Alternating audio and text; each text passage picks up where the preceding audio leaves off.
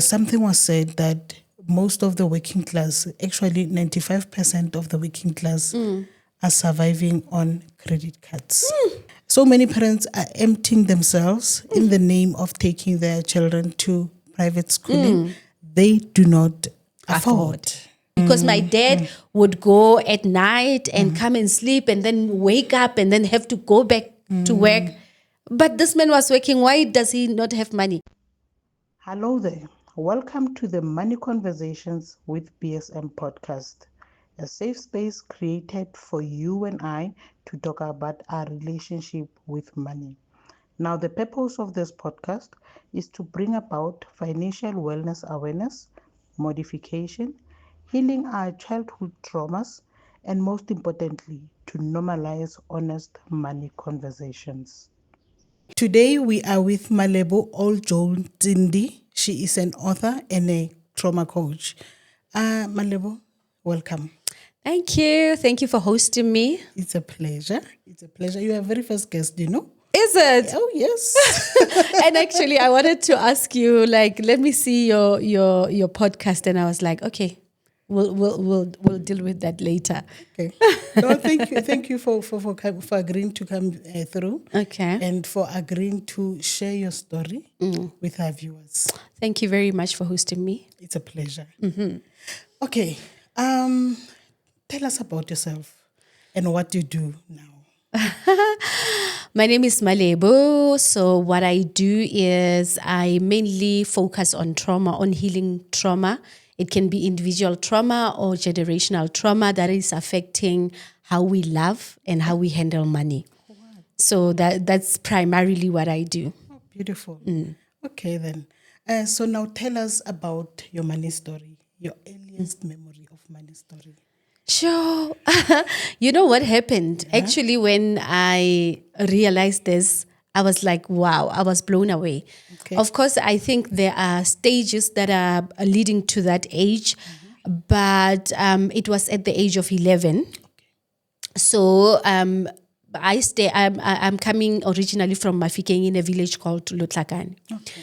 And my mom is coming. It's not necessarily that my mom's where they are coming from is in the Babs in Mafikeng, which is the Mabatu side. But her family, like the siblings and the mom, was staying there. Or some of them are still staying there because my grandmother passed away. Okay. So, at the holiday, we will go to them, to the Babs. So, from the village to the Babs. But whether you are from Lutlakane or you are from the Babs, we use one town, which is Mafikeng, right? So one day, I went there to visit them, and we went to town, and I saw my uncle.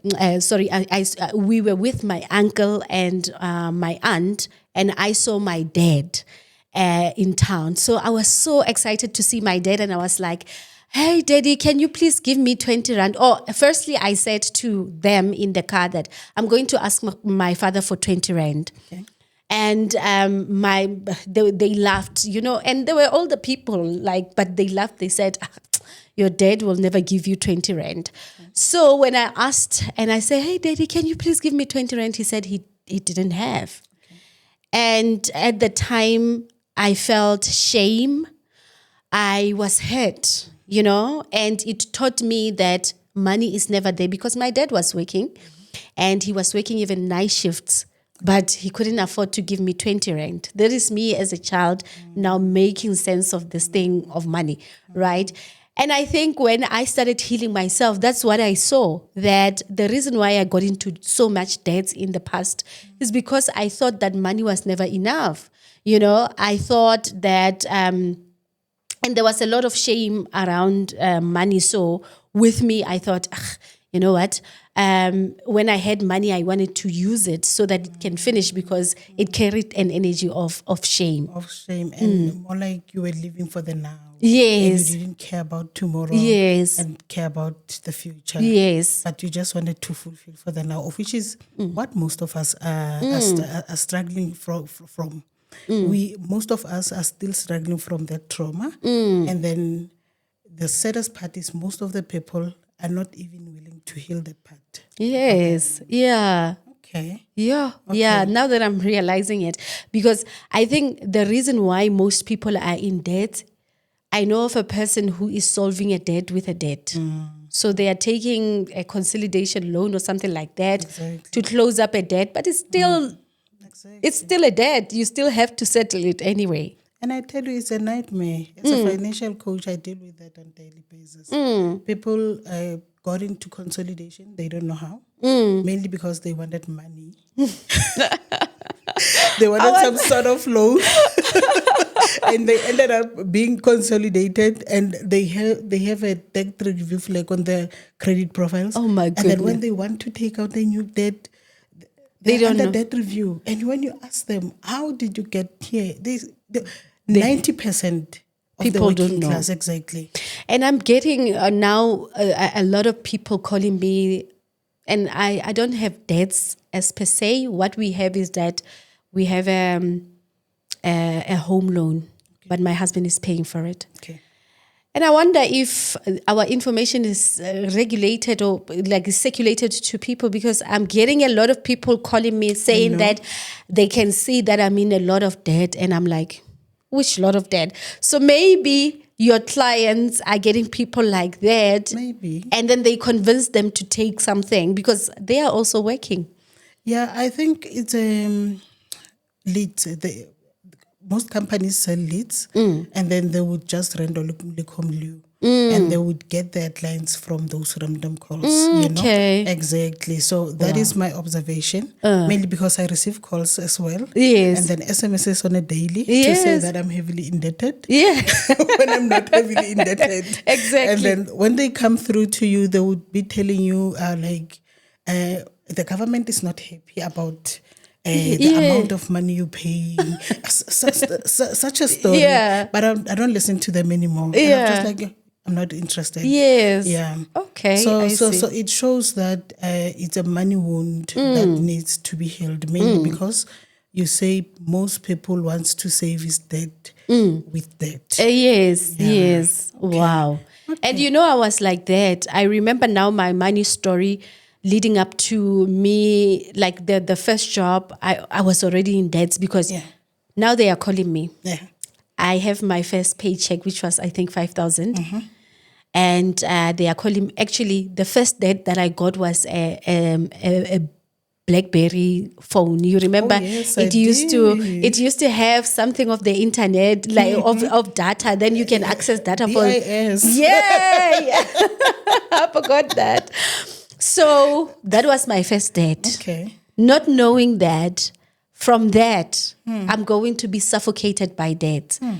The second one now, it was an account. Actually, I had already had that account opened by my dad for a clothing store. So I'm not going to mention the clothing store.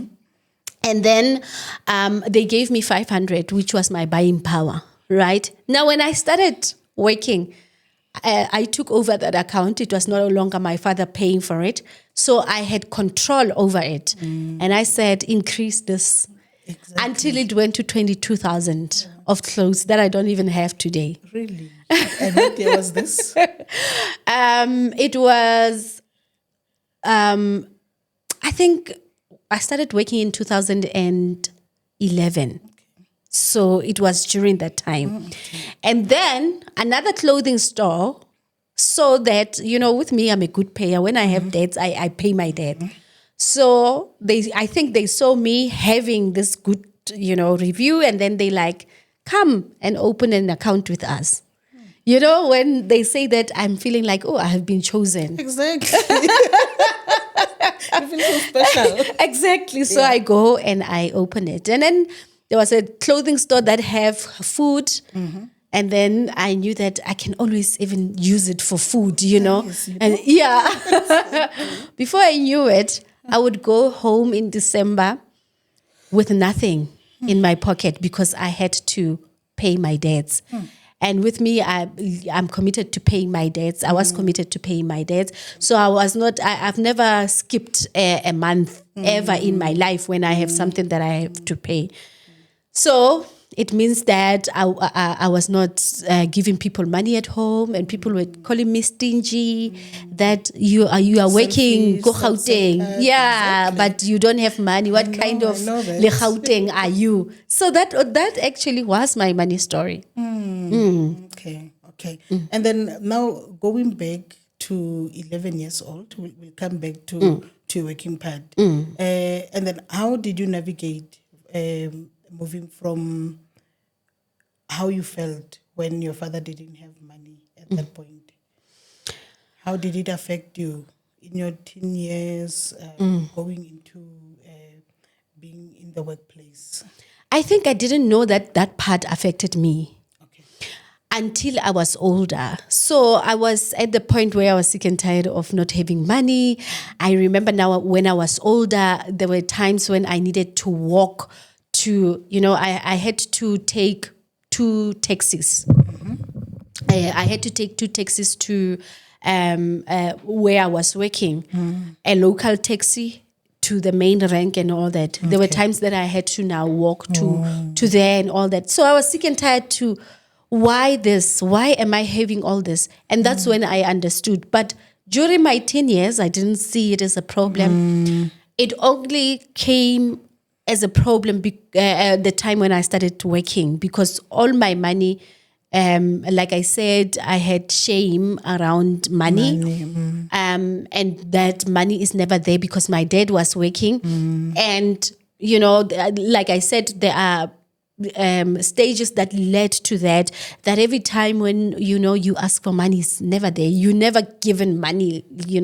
I'm asking for 5 rand, still the 5 rand is not there. So in my mind, I told myself that money is never there. You can work hard for money. Oh yes, but money is never there, because my dad would go at night and come and sleep and then wake up and then have to go back to work. But this man was working. Why does he not have money? And that same situation, I repeated it as a person now who's working. Yeah. Okay. And then when did you decide to change the whole narrative about your money story? When did you become aware that, actually I'm wounded and I need to work on my wound? So there were just a whole lot of things that was happening in my life. But a lot of people were saying to me that, hey, you are like your father, very stingy. Everyone was saying that. And I think to me, I was like, the first time when people were saying that, I didn't, it didn't make me feel anyhow. But now when they keep repeating it, then I was checking on things. Like I remember when we were at work with a friend of mine, my colleague, it was not a friend, a colleague. I hear you. And we were checking for things because we didn't have a lot of work at that time. So we were checking the internet for a lot of things, and I found out that there is something called coaching. Okay. And then at that time in South Africa, we did not have a lot of coaches. This is 2011. Exactly. So I find this woman on the internet, and she is talking about healing your money story. She's from America. She's talking about, when a person is talking about your problem. Exactly. And then you are like, okay, I'm going to listen to you. What are you saying? And that is when I started understanding that there are people who can actually help you with that. You don't have to carry the burden of your past and all those type of things. So I think with me, my journey started, I wouldn't say 2011, but I would say maybe 2013. This is like 3 years of me working, and my money is not coming right. I cannot even have money to take myself to work for the whole 20 or 30 days that I'm going to work. And I meet this woman on Facebook, and I'm like, I think I should listen to this person. Now I started reading books. I was not a person who read books, even though now I'm an author. That time, I was not reading books. So I think she had a book that has to do with money. That's when now I'm getting the awareness that this is not normal.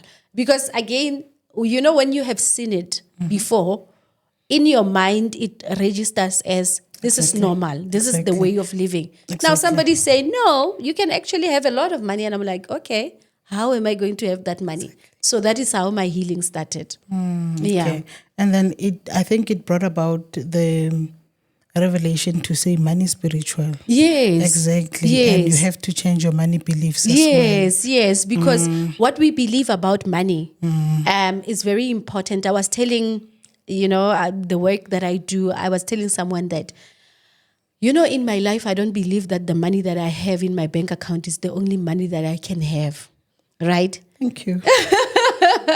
So I open myself up for money. And when I go to work, when they see my cars, they're just so surprised that you are driving this car and somebody who is above me is not even driving that car. And I know that there was a day when I was driving my husband's car. Now that is a big kind. Everybody was devastated. How do you do that? And that is because my husband and I, we don't box ourselves to saying, if I'm earning 20,000, that is the only 20,000 that God has intended for my life. This doesn't say that go and take debts. I'm saying I am opening myself up for more money to come into my life. Exactly. Because there is just an abundance of money, So yeah, I think after healing my money story, that's when I started understanding that you can have money. There is a lady who wanted a car. And how she got that car, the car that she wanted, was through a woman who was moving to the Netherlands or whatever, and said, can you take this car, even if it's 20,000? And the car was not worth that amount. You see? So sometimes you would say, I want this car, and you're thinking of the only way for me to get this car is for me to go through the dealership. Yes. Kanti, there are other ways. So that's how I'm learning. I'm also still learning about money and still learning from people like you, who are working with finances. Okay. No, you're mentioning a very, very important point to say you have to do manifestations as well. Open a whole new passage for money. The money you're working for is not the only money that will come through your way. So I like that about you, and the fact that you are working your finances, you are together with your husband. Yeah. You are one in a million. You mean that there are people who don't? A whole lot. It's a topic for another day, but there is a whole lot. I'm going to watch this podcast until I get to know that, some people are not talking about, in their relationships, they're not talking about their money. 60% of my clients are not talking about money. Married couples. Those who have been in marriage for more than 20, 30 years, they don't talk about money. And it's been like that, oko. And it's currently happening. And the saddest part is, even most newlyweds, they don't think talking about money is a way of healing themselves and of helping them to attract more things into their marriage, or should I say, assets. Now that you're talking about that, how I paid off my debts was through the help of my husband. And how he did it was, my husband buys things cash. Yeah. He doesn't buy anything on credit.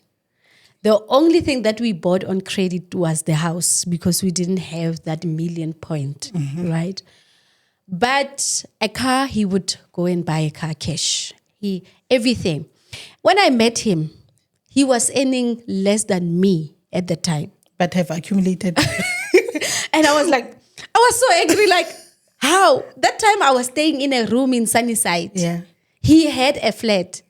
He had a car. But he was earning less than me. So he was telling me, because my husband is from Zim, he told me that, which I think, I believe that where you are coming from, the country where you are coming from also affect how you relate to money. Yeah. Because in Zim, the money that you have, you have to make means and ways for it to work for you, right? They only have mortgage, which is the house, but the cars you buy them cash. There is no, a dealership that says you need to buy a car on credit and pay it over 5 years. Okay. And they are conditioned like that. So if you go to Zim, you see a person driving a Range Rover. That They bought Range it Rover cash. was bought cash. What? Yes. So that mentality with him just saying that said to me, then I'm doing something wrong. Then I started opening myself up. I get it. By that time, I had already, 2013, I had already had the lady. Again, healing is a journey. It's not like when I had the lady and then I'm healed and all that. Then that's how I started saying, okay, I'm going to pay off my debts. I cut all those cards of clothes and all that. I cut them. I said I'm just going to pay them and walk out of the shop. I disciplined myself to get into a shop. I'm coming here to pay, then I'm going, right? And then later on I got a big lump sum of money, which I used it for that. I said I'm going to pay off all my debts, and I was left with no debts at the time. Oh, no, love it for you. And I think you have to thank your husband for that, because that is some of the strategies that he came up with. Yes. Most of the ladies fall into a relationship trap or marriage trap. You have a little idea about savings and your investments and, managing your debts well. But mainly because of love. You fall in love with his pleasure, and you end up tapping into their Yes. into their pattern. Yes. In the name of love, Akere, even the Bible says, "Mosadi oa submit, women submit." So you submit to that. So I think I have to mention it to say you have to thank your husband for your money spending habits, and he enhanced also your money healing story. Yes. And then he gave you the practical. Exactly. Yes. And you saw it close to him. Yes. You saw it from him side by side. Because sometimes we learn by seeing. Exactly. So when I see this person who's earning less than me having a car, and I don't even qualify to have a car, I'm like, and he says to me, you don't have to buy a new car. It's not always that you have to buy a new car unless if you can afford it. You see? Many people... It's all up here. Yes. Exactly. Many people think that every car that is moving there is a new car. And then they get themselves into debt, and a new car has got high insurance premium. There's just a lot of things. It's new. And of course, there are disadvantages to buying a new and an old car, a used car and all that. But, my car is, I didn't buy it new. And I've been having it. There's not even one problem that I've encountered with that car. You see? So now I know the practical side of it. I still desire to have a new car where I'm going to go to, BMW, Mercedes-Benz or whatever. You and I both. But I've reserved that desire for 10 years later. When my portfolio is on point. Exactly. But you still have a car that is taking you from point A to point B. Exactly. Love that. Yeah. So this is one of the things I've done for myself. Paid for it cash, less maintenance, and then also I'll buy a new car, guys. Yes. I'll buy a new car. I'm still busy working on my portfolio investment, and Wow, we will get there. We will get there, and also I think most of the people are quick to react to pressure. Yes. Exactly. Simply because Malebo is driving a German car. Yeah. I really have to get a German car, like now. And maybe they are, when you have a German car, but it's not a new car, and then you go to get a new car, I'm not paying the same. You know. Or maybe I bought it cash. Exactly. And you still have to repay that. So I think, sometimes I think as Black people, our money story is hectic. It's extremely hectic. I think so. I don't work with, like you. I work with people who say, Coach, I want to have more money in my life. And I'm like, okay, I'm not going to give you more money in your life, but I want to understand what happened to you that made you not to have money. And you would find that there are things, you grew up in a poor background where, poverty was the definition of everything that you did. And today, everything that you touch, you don't want to go back to that. You just want people not to see you as a poor person. So you get yourself into debts and debts and debts and debts. And it doesn't end. So not so long ago, I was in my banking app. I check my banking app. Where is my money going? Then I see offers. And maybe I need to ask you as a financial coach, because I've never had a credit card in my life. And the way when I check my credit score, when I check my bank, they are always offering me a credit card. And I'm like, I don't like digital money. I like money that I know is my money. I don't have to pay somebody back this money. So maybe, I don't know. For me, I don't know, why do I need to have a credit card? A credit card, I always advise people, especially who want to end up their credit score. I advise them to have 2 credit cards, but only for a short period. Okay. And then we manipulate the credit, their credit scoring through that. Okay. I advise them on how to pay and how to use it and how to maneuver around it. Okay. However, a credit card, I cannot. But if your credit score is okay, you don't need that, right? Depending, maybe you want to buy something cash, 50K, you don't have, and you condition your mind to say, I'll pay off this 50K in 2 years. Then you can take it. But the danger lies in taking out a credit card because you qualify for it. Okay, I get you. Okay. So you'll end up seeing it's digital money, right? And then you'll end up shopping online endlessly, mainly because you have money. You have money, and you can pay for it. And the next thing, the interest is getting hold of you, and then you are heavily indebted, and you are back to square one. Sure. So I wouldn't advise anyone who doesn't have anything to do with money. A goal that they want. Exactly. Okay. You need to have a goal, and then if it means that attaining that goal needs you to have a credit card, then kudos for you. Exactly. So this is how most of the businesses as well fall into trap, because we qualify for credit card, but for what? it's the money they would want to run for salaries and. So how are we going to sustain that? Maybe if you take that money and use it for buying a machinery that will help you, then kudos for you.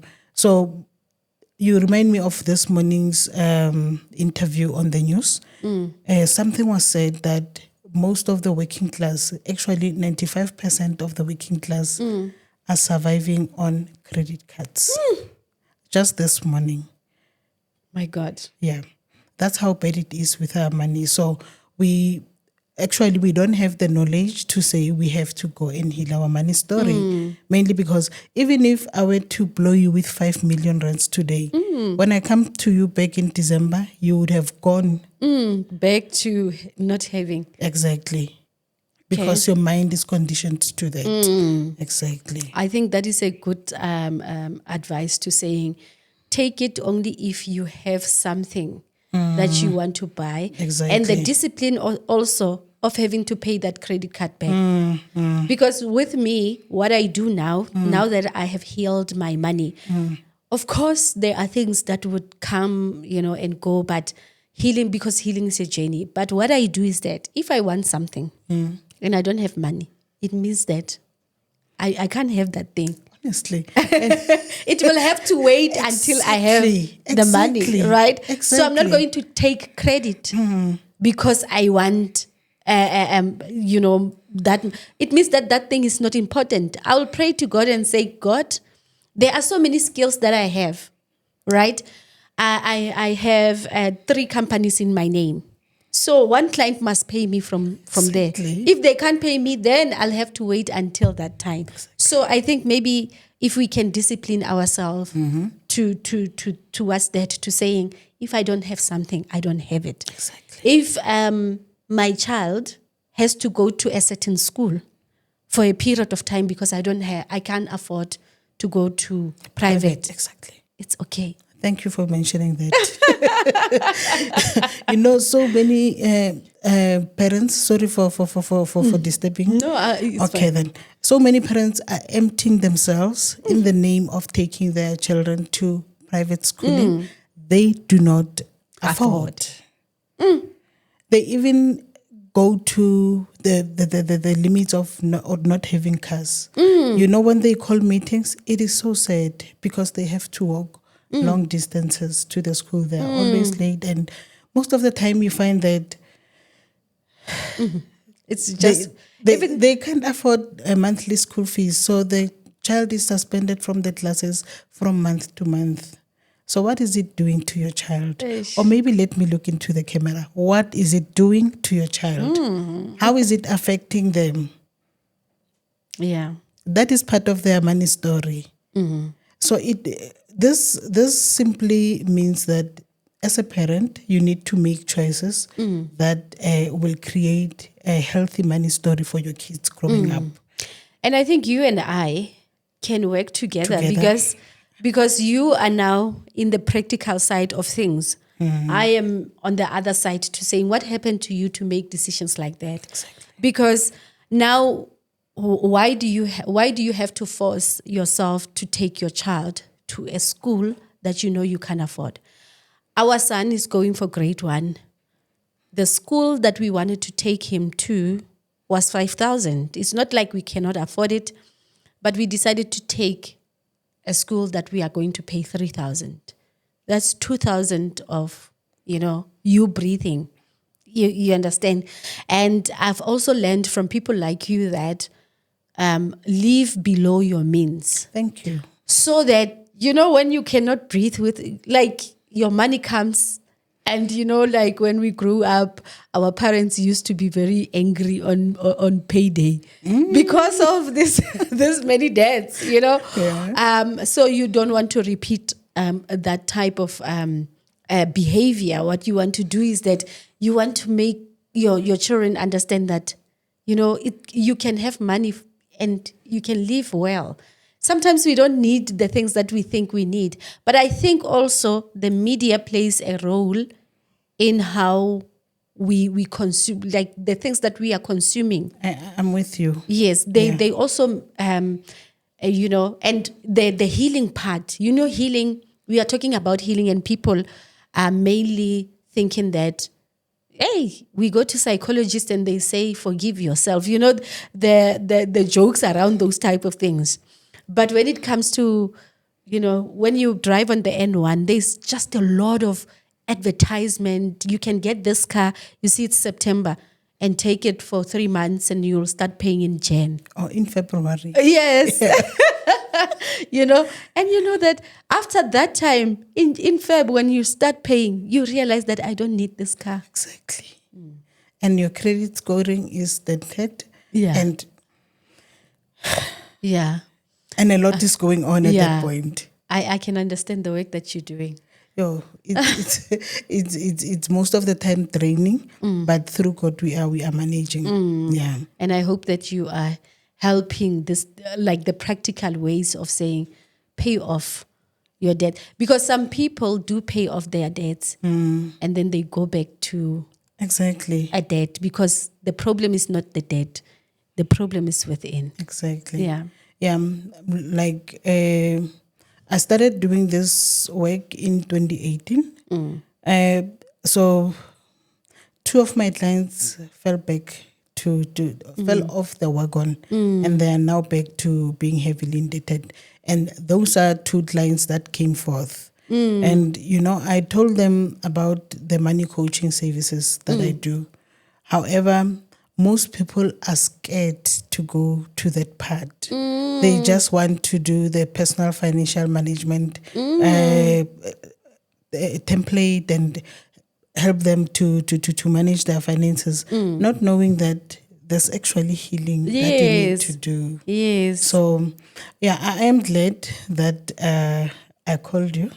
And I believe we will work together and in healing the nation, mainly because in South Africa, to be precise, or should I say in Africa, money coaching or healing your money story is very limited. Yes. Yes, and then also most of the people are overlooking the part of healing the money story. Yeah. So the fields are many. I think we're going to work. True. I think we have to work. True. So, but I'm happy you healed your money story, and you are where you are now. You've accumulated what you've managed to accumulate, and I think for me, what stood out the most is the fact that you reminded me actually about the manifestation. Yeah. So when you manifest, there is no blockage of money. Money comes from all directions. Yes. Money comes from all sources. And I think we will have a class on this when we talk about getting over money anxieties. Yeah. And when we talk about healing the part that that broke you the most when it comes to money, because it's a deep subject matter, and what we are not aware of is we are trapped in archetypes. Yes, true. We are trapped in archetypes, and this is where most of especially the Black nation, the Black people, if I were to generalize, are stuck in. We are trapped in archetypes and we don't know. Some are givers, so they give even from an empty cup. Ish. Some are carers, and they care even from An empty cup. exactly. Yeah.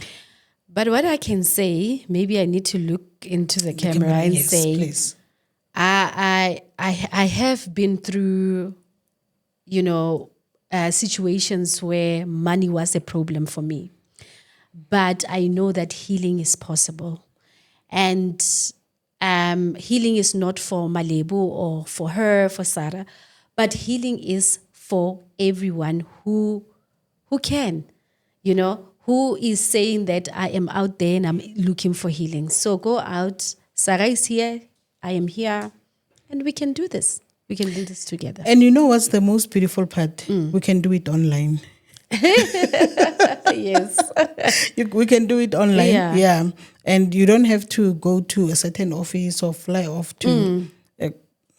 Everything is done online. Yeah, I got my money coaching certificate through an online course. You see? Yes. And in New York. It's based in New York. And then I had to attend through that course and I got certified eventually. You see? So online It's the way to go, exactly. especially since after COVID. Exactly. Yeah. Okay. No, thank you for coming through and telling us about your money story and letting us into your life. And also, I believe because you have a healed money story, your children will have a better money story to tell. True. Because we don't want children who are taking our traumas. Now we are dealing with our parents' traumas. Exactly. And imagine your kids having the same traumas. So it's generation after generation. Sometimes they say that it runs in the family, right? Until you say it stops with me. Exactly. So with me, I'm saying it's not only about money, right? But because with your channel is about money, but all the things that are running within your family, you can decide that it stops with me, right? So that it doesn't go to my children. But you just don't say it stops with me. You start doing practical work that shows you that it can stop with you. Okay. No, thanks for that, Malebo. Thanks for that. And also, I know you've written 3 books. Okay. How do people get a hold of your books? Okay, so if you go to my profiles on Facebook at Coach Malebo, Instagram, and also on TikTok, you will find a link. You click on the link, it will show you that buy books, and then you click there. Everything is just automated. And you put in your address, and when you put in your address there, your books will be delivered within 48 hours. Oh, okay. Yeah. Beautiful.